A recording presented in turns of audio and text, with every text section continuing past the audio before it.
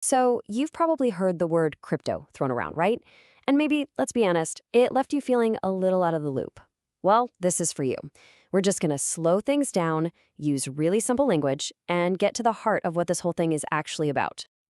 And that's really the place we need to start. If you've ever felt that way, you are so not alone. A lot of really smart, capable people feel the exact same way. I mean, the topic is just surrounded by all this hype and confusing jargon, right? It can feel super intimidating before you even start.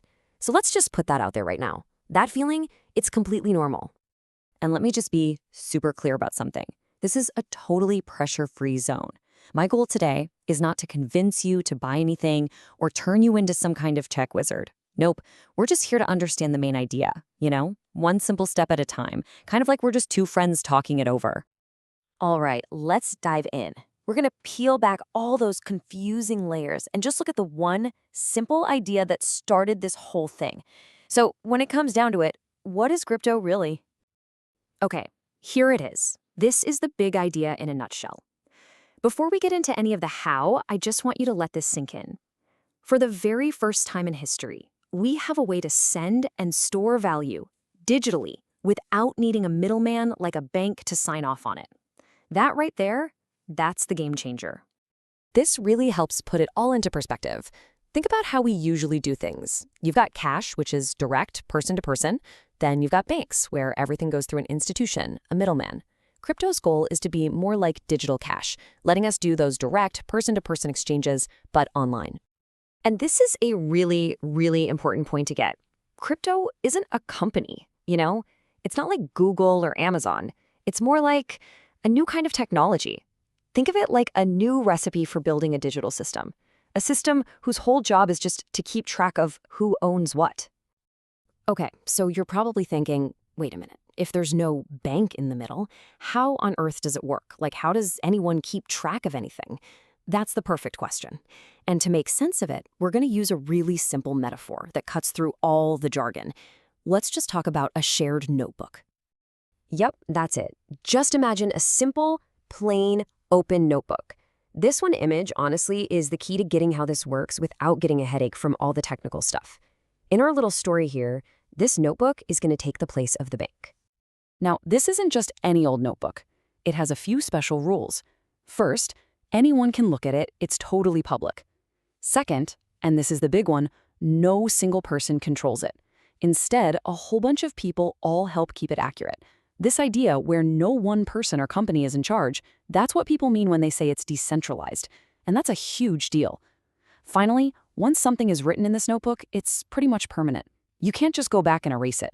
So you've got a system that's transparent, secure, and not controlled by any one single entity. And what's actually written in this notebook? Well, it's super simple. It's just a list of transactions. It just says who sent what to whom and when it happened. That's it. No names, no addresses, just the basic facts of the exchange, kind of like a simple accounting ledger. So here's the punchline. That shared notebook, that's the system. That's the whole thing. It gets rid of the need for a bank to keep the records because everyone is watching over the records together, openly. That is the big idea, right there. Okay, so we've got this idea of a shared digital notebook. But so what, right? Why does any of this actually matter? Why do you hear about it on the news all the time? Well, it turns out this kind of abstract idea connects to some really big, real-world topics that, honestly, a lot of us already think about. This technology didn't just show up out of nowhere. It's really part of a much bigger conversation that's been going on for a while. We're already talking about how we move money online, right? We're talking about trust and transparency.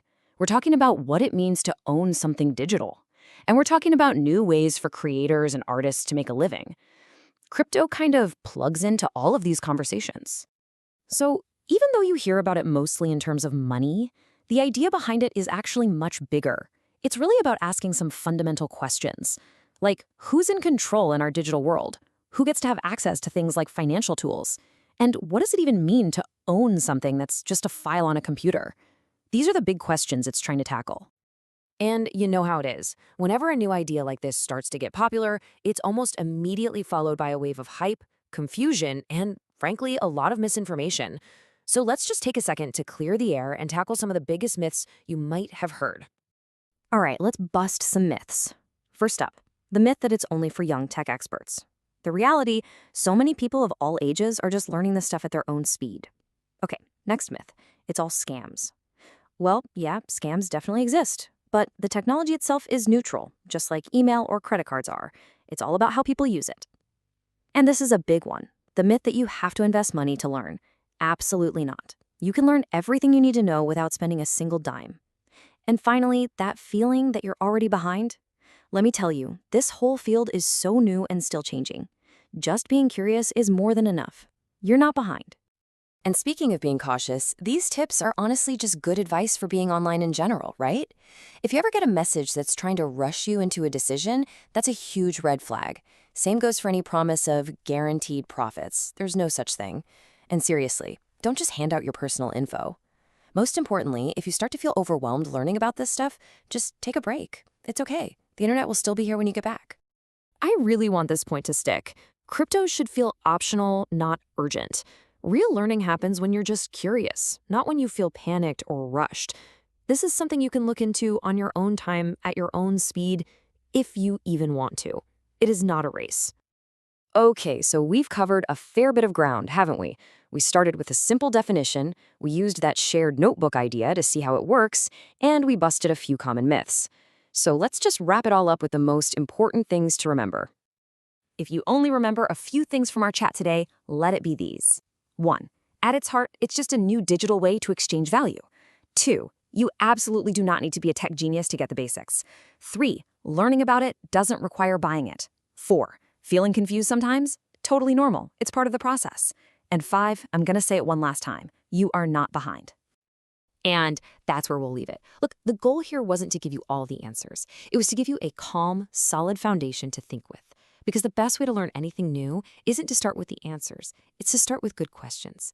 So now that we've gone through all this, what new questions come to mind for you? What are you curious about now? Because that's where the real learning begins.